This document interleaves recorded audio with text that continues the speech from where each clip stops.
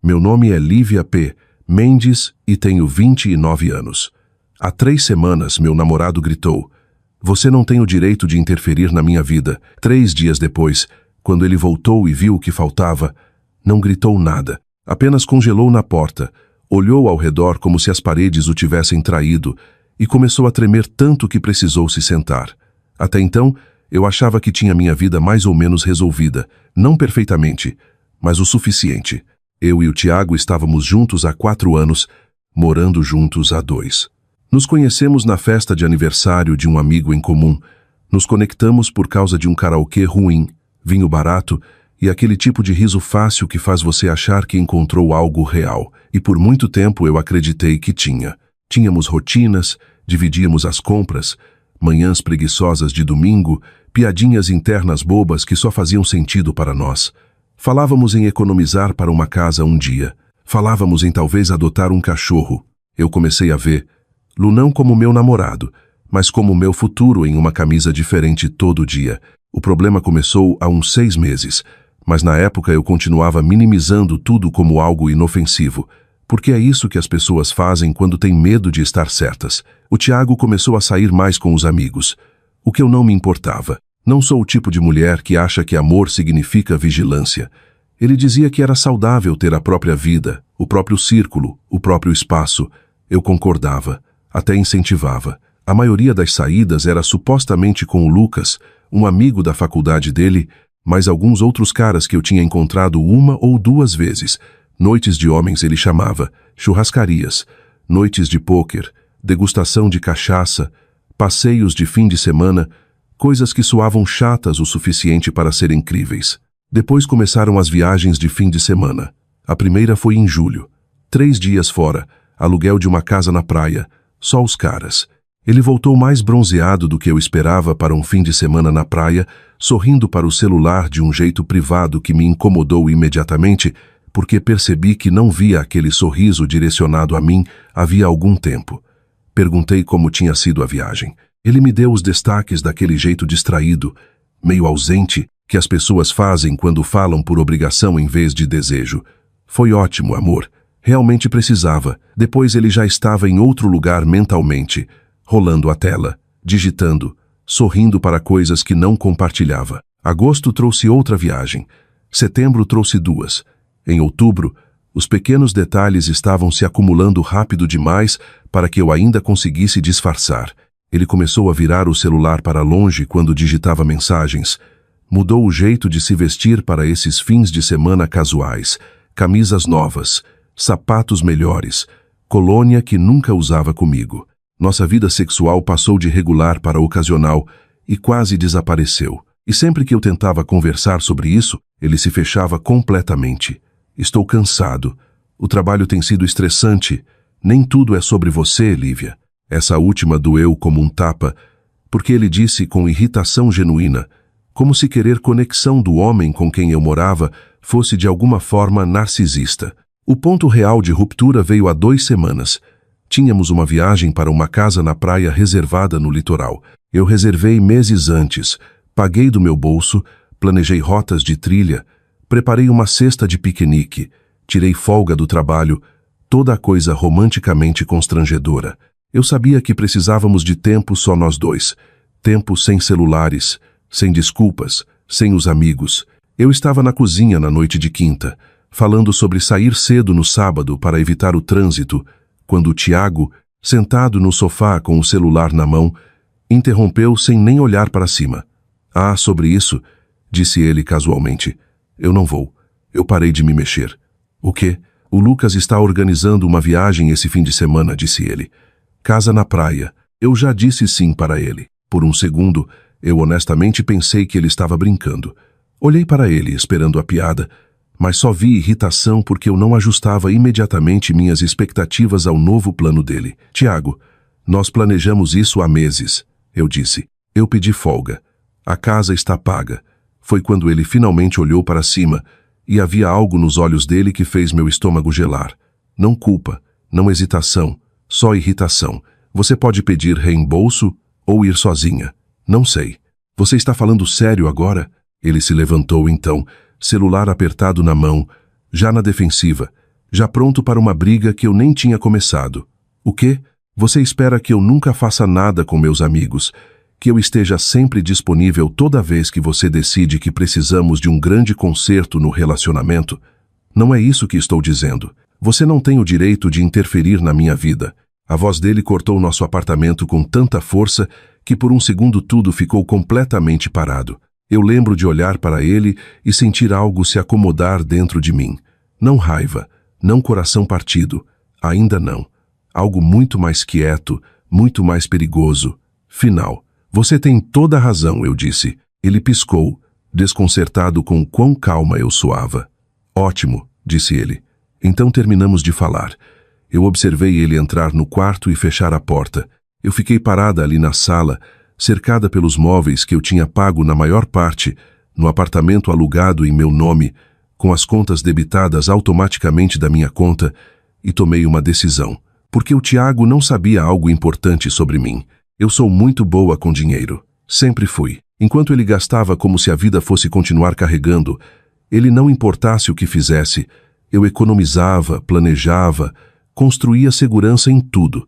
O apartamento estava em meu nome porque o score de crédito dele era um desastre quando nos mudamos. O carro que ele dirigia era financiado por mim porque ele já tinha muita dívida. A TV, o sistema de som, a máquina de café que ele usava toda manhã como oxigênio, a linha de telefone melhorada, até a maioria dos eletrodomésticos da cozinha, a lâmina de barbear dele, os produtos dele, tudo o que ele usava diariamente, sem pensar em quem pagava pelo espaço que ele usava. Depois a sala de estar. Essa parte exigiu uma abordagem diferente, porque quase tudo naquela sala era meu. A TV, o sistema de som, o videogame, a máquina de café que ele usava toda manhã como se fosse parte da identidade dele. Eu tirei os recibos, todos eles. Espalhei. Tirei fotos de cada item ao lado da prova de compra. Não porque eu precisava de validação, mas porque queria documentação. O amigo dele apareceu por volta das 14. Ele não fez muitas perguntas quando viu as caixas. Vocês estão terminando? Perguntou. Algo assim, eu disse. Ele assentiu uma vez. É por isso que ele ainda está na minha vida. Carregamos tudo o que era realmente meu para a caminhonete dele, com cuidado. Sem danos, sem bagunça, só remoção. Quando terminamos, o apartamento parecia diferente. Não vazio, mas despido. O sofá ainda estava lá, a mesa de jantar, algumas coisas básicas, mas toda a vida em que o Tiago tinha se acomodado tinha sumido. As coisas caras, os upgrades, as conveniências silenciosas em que ele nunca pensava. No sábado à noite, eu sentei no mesmo sofá comendo comida delivery, olhando para um espaço que parecia desconhecido e pacífico ao mesmo tempo. No domingo, foi quando tudo ficou claro. Eu cuidei primeiro do plano de celular dele. Sempre esteve na minha conta. Ele nunca pagou por ele, nem uma vez. Eu não cancelei o serviço dele. Só transferi o número dele da minha conta e substituí por um novo em um plano básico. Ele ainda teria um celular funcionando. Só não teria mais os contatos, o número antigo, a conveniência. Era mesquinho? Talvez. Eu me importava? Nem um pouco. Depois fiz algo que deveria ter feito meses antes. Passei pelos registros financeiros, extratos do cartão de crédito, transações, datas. À primeira vista parecia normal. Restaurantes, gasolina, viagens. Mas então eu diminuí o ritmo. Olhei mais de perto. Jantares para dois, não contas de grupo, não divisões compartilhadas. 2 cobranças de hotel na mesma cidade. Por que alguém precisaria de hotel na cidade onde mora? Então eu vi uma cobrança em uma loja de roupas masculinas cara, seguida de uma compra na loja de cosméticos. Colônia, não uma marca que ele usava, não uma que eu tinha comprado para ele. Minhas mãos gelaram. Abri nossa conta de celular compartilhada. Histórico de localização. Ele nunca tinha desligado, provavelmente esqueceu que existia. Rolei para trás. Julho. Aquela viagem dos caras para a praia, o celular dele tinha sinalizado em um resort em Búzios, não exatamente território de praia com os amigos. Agosto. Outra viagem. A localização dele estava em Copacabana. 3 dias seguidos. Mesmo hotel. Um hotel de lazer. Não uma casa na praia. Não uma cabana. Setembro. Mais do mesmo. Datas diferentes. Mesmo padrão. Mesma mentira. Eu me recostei na cadeira, olhando para a tela. Então fiz mais uma coisa. Criei uma conta falsa. Procurei o Lucas, o melhor amigo dele. Rolei pelos posts dele. Todo fim de semana que o Tiago alegou estar com ele, o Lucas tinha estado em outro lugar, em casa, em eventos locais, postando fotos que não incluíam o Tiago. As viagens eram falsas, todas elas, o que significava que a verdade era pior, muito pior. O Tiago não tinha escolhido os amigos em vez de mim, tinha escolhido outra pessoa por meses, e eu tinha pagado por isso. No domingo à noite, tudo fazia sentido. A distância, a defensividade, o jeito como ele disse que eu não tinha o direito de interferir na vida dele. Ele estava certo, eu não tinha, porque a vida que ele estava vivendo nunca foi realmente nossa. Na segunda de manhã, eu acordei cedo. Não porque tinha algum lugar para ir, mas porque precisava estar pronta. O Tiago deveria voltar por volta do meio-dia. Foi o que ele disse antes de sair, como se tudo ainda fosse estar esperando por ele, exatamente como ele deixou. Eu segui minha rotina normal mesmo assim.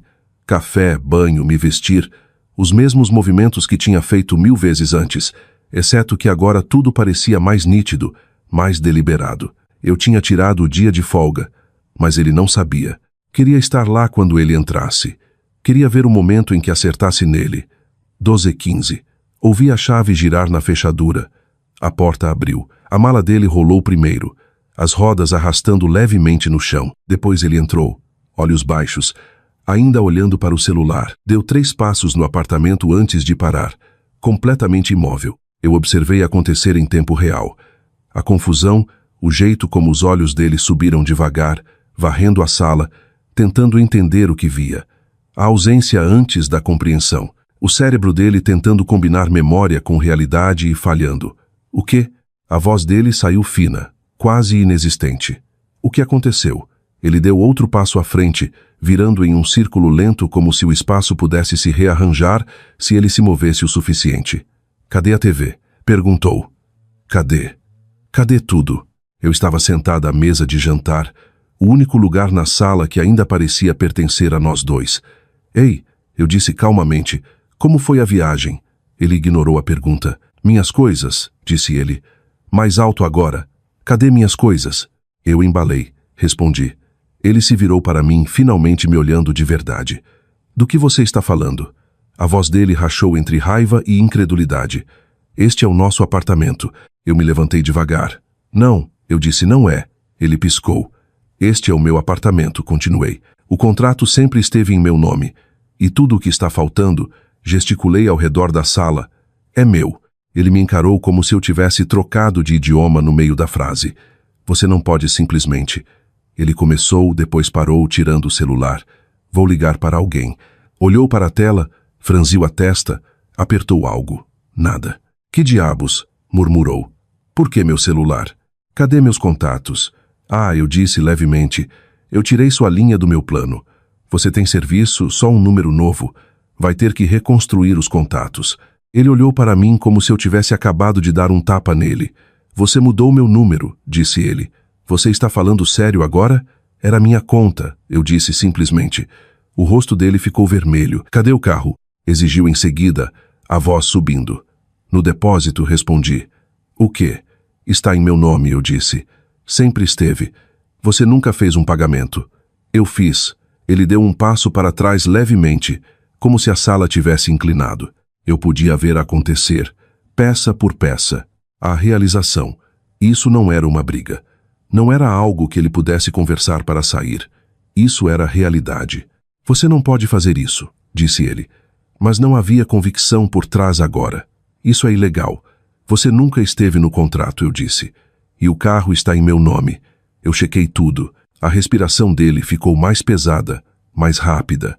Ele olhou ao redor novamente, olhando de verdade dessa vez para o que restava, para o que não estava, para quanto da vida dele tinha dependido de coisas que ele nunca questionou. Então os olhos dele pousaram na pilha de caixas perto da porta, 15 delas rotuladas com cuidado. Tudo o que ele possuía, condensado. Por quê? Perguntou finalmente. Só uma palavra. Baixa. Eu não respondi diretamente. Como foi a casa na praia? Perguntei em vez disso. Ele congelou. O quê? A viagem, eu disse. Com o Lucas. Aquela para a qual você cancelou nosso fim de semana. O rosto dele mudou. Não dramaticamente, só o suficiente. Foi boa, disse ele. Eu assenti devagar. Que interessante, respondi. Tirei meu celular, abri as fotos, os extratos, as localizações. Todas essas cobranças, eu disse, rolando. Jantares românticos, hotéis nesta cidade. Não exatamente preços de casa na praia. Ele não falou. Seu histórico de localização ainda está ligado, continuei. Você esteve no hotel em Copacabana 3 dias. Mesmo lugar em que esteve várias vezes nos últimos meses. A boca dele abriu, fechou, abriu novamente. Nada saiu. E o Lucas? Acrescentei. Ele não estava lá. Eu chequei. Silêncio, pesado, final. Tem uma mulher. Eu disse. Não uma pergunta, uma afirmação. Ele olhou para o chão, não negou, não confirmou. O que me disse tudo. Há quanto tempo? Perguntei, sem resposta. 6 meses. Insisti. 7. Os ombros dele caíram. Eu não quis que acontecesse, disse ele baixinho. Eu quase ri. Não porque era engraçado, mas porque era exatamente o que eu esperava. Eu não me importo com o porquê aconteceu, eu disse. Isso chamou a atenção dele. Ele olhou para cima. Me olhou de verdade, pela primeira vez desde que entrou. Eu me importo que você construiu outra vida enquanto vivia na minha. Continuei. Usando meu apartamento, meu carro, meu dinheiro. Eu nunca. Ele começou. Você fez. Eu cortei. Talvez não intencionalmente, mas fez. Os olhos dele se encheram de algo agora. Arrependimento. Medo. Eu posso consertar isso, disse ele rápido. Vou terminar. Eu vou. Eu não quero que você conserte. Eu disse. Isso o parou. Eu quero você fora. As palavras caíram. Forte. Ele sentou devagar no sofá, meu sofá. As mãos dele tremiam enquanto passava pelos cabelos. Para onde eu vou? Perguntou. E pela primeira vez, ele soou exatamente como eu me sentia há meses. Perdido, incerto, dependente. Eu caminhei até a porta, pausei, depois me virei para ele. Você disse que eu não tinha o direito de interferir na sua vida, eu disse. Ele não respondeu. Então eu não estou. Continuei. Só estou me removendo dela. Abri a porta. Você tem até quinta. Acrescentei. Pegue suas caixas. Deixe a chave. Ele olhou para mim. Quebrado, pequeno. Não o homem que eu achava que conhecia. Nem de longe. Lívia, disse ele. Eu não deixei ele terminar. Dê um jeito, eu disse. Então saí. E dessa vez não olhei para trás. 3 semanas depois, o apartamento parecia meu novamente. Não só legalmente, emocionalmente. Essa diferença é mais difícil de explicar, mas você sente em pequenas coisas. No quão quieto o espaço fica quando não há tensão escondida atrás das rotinas do dia a dia. No jeito como você se move pelos cômodos, sem antecipar o humor de outra pessoa.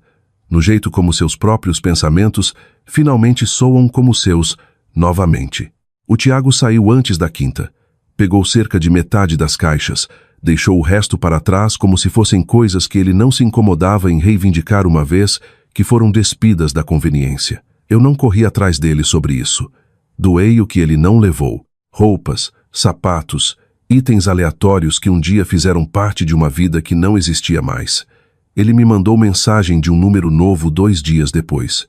Eu soube que era ele porque escreveu meu nome primeiro. Ah, Lívia, sou eu. Eu não respondi. Outra mensagem veio. Eu errei. Podemos conversar? Bloqueado. Ele tentou de novo de outro número. Bloqueado. Depois por e-mail. Depois por um amigo em comum. Toda a versão da mesma coisa. Explicação, pedido de desculpas. Justificativa embrulhada em arrependimento. Eu não abri a porta para nada disso, porque não havia mais nada dentro de mim que precisasse ouvir. Um amigo me contou que viu o Tiago no centro da cidade 1 semana depois. Com ela, a mulher. Eles estavam sentados, um de frente para o outro em um restaurante. E segundo o amigo, o Tiago não parecia um homem que tinha ganhado nada. Parecia tenso, distraído, como se estivesse percebendo tarde demais que a versão dela que ele construiu na cabeça não combinava com a que estava sentada na frente dele. Eu não fiquei surpresa. Casos não sobrevivem bem à realidade. Eles existem nas brechas, nas mentiras, nos momentos cuidadosamente controlados, onde as consequências ainda não existem. Uma vez que esses momentos se tornam vida cotidiana, eles desabam. O Tiago apareceu no meu trabalho uma vez. A segurança me ligou antes de deixar ele entrar. Eu disse para não deixar. Eles o acompanharam para fora. Ele não brigou. Aparentemente só ficou ali parado por um segundo, olhando ao redor como se esperasse que eu saísse e consertasse algo. Eu não saí. Alguns amigos dele entraram em contato. Alguns bravos, alguns solidários, a maioria confusos. O Lucas até me ligou. Eu não sabia, disse ele, e eu acreditei. Porque quando eu contei o que o Tiago tinha feito, houve um longo silêncio do outro lado da linha. Depois ele disse, não é quem eu achava que ele era. Não, não era. Não a versão que nós dois conhecíamos. Outra amiga também me mandou mensagem. Pediu desculpas. Disse que não fazia ideia que o Tiago usava o nome dela como cobertura. Isso doeu mais do que eu esperava. Não porque eu me importava com a opinião dela, mas porque confirmava o quão calculado tudo tinha sido. O apartamento mudou devagar. Eu trouxe minhas coisas de volta do depósito. Arrumei do jeito que eu queria, não do jeito que tínhamos comprometido, do jeito que eu realmente gostava. Móveis diferentes, layout diferente, energia diferente. Parou de parecer algo compartilhado, começou a parecer algo conquistado. Os pais do Tiago me ligaram. Isso me surpreendeu. Eles soavam cansados, preocupados, confusos. Aparentemente, ele estava pedindo dinheiro para eles. Bastante. Queriam saber o que aconteceu. Então eu contei, tudo. Não com raiva, não dramaticamente, só a verdade. Quando terminei, o pai dele não disse nada por um bom tempo. Depois disse, obrigado por ser honesta. E desligou. Acho que o Tiago não conseguiu o dinheiro. Quanto a ele e a outra mulher, eles ainda estão juntos. Pelo que soube por último, o que diz mais do que qualquer coisa que eu pudesse dizer, porque pessoas assim não ficam juntas por amor. Ficam porque sair significaria admitir que destruíram algo real por algo temporário. E essa é uma verdade que a maioria das pessoas não é forte o suficiente para enfrentar. Às vezes as pessoas me perguntam se eu me sinto mal, se fui longe demais, se poderia ter lidado diferente. Talvez. Talvez eu pudesse ter só terminado com ele, deixado ele ir, saído quietamente. Mas aqui está a parte que ninguém entende a menos que tenha vivido. Ele não só traiu, construiu outra vida enquanto vivia na minha. Usou meu espaço, meu dinheiro, minha estabilidade para sustentar algo que me excluía. E esperava que eu continuasse fazendo isso. Isso não é só traição.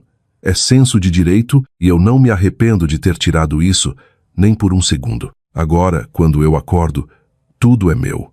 O espaço, o silêncio, as escolhas. Não tem ninguém mandando mensagem para outra pessoa pelas minhas costas. Ninguém saindo para viagens de fim de semana que não existem. Ninguém me dizendo que eu não tenho o direito de fazer perguntas na minha própria vida. Ele estava certo sobre uma coisa. Eu não tinha o direito de interferir na vida dele, então não interferi. Só me removi completamente dela. E pela primeira vez em muito tempo eu me sinto livre.